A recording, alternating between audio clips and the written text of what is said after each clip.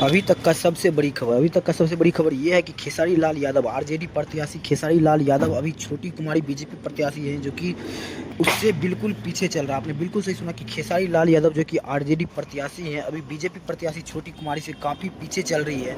मैं आप सभी को बता दूं कि आज बिहार इलेक्शन का वोटिंग काउंटिंग शुरू है, जो कि आप लोग को पता ही है कि आज पूरे बिहार में चुनाव के काउंटिंग होने वाले हैं। और चुनाव के काउंटिंग का रिजल्ट ये है कि खेसारी लाल यादव अभी तक आगे चल रहे थे, लेकिन अभी बीजेपी प्रत्याशी छोटी कुमारी से काफ़ी पीछे चल रहा है। मैं आप सभी को बता दूं कि अभी लगभग 2000 वोटों से पीछे चल रहे हैं खेसारी लाल यादव छोटी कुमारी के सामने।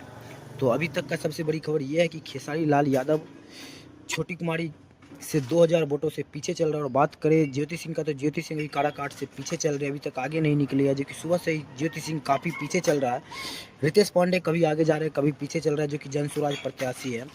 और बात करें एक और हॉट सीट मोकामा के बारे में, तो मोकामा के हॉट सीट से अनंत सिंह काफ़ी आगे चल रहे हैं, जो कि जदयू प्रत्याशी हैं, काफ़ी आगे चल रहे हैं अनंत सिंह को हराने के लिए अभी काफ़ी आगे आना पड़ेगा विपक्ष को, जो कि अभी सुबह से ही अनंत सिंह काफ़ी आगे चल रहा है। तो ये था अभी का छोटा सा अपडेट। ये अपडेट आप लोग को कैसा लगा हमें कमेंट बॉक्स में जरूर बता दीजिएगा, और एक बार फिर से कमेंट जरूर कर दीजिएगा आज किसकी सरकार स्थापित होने जा रहे हैं।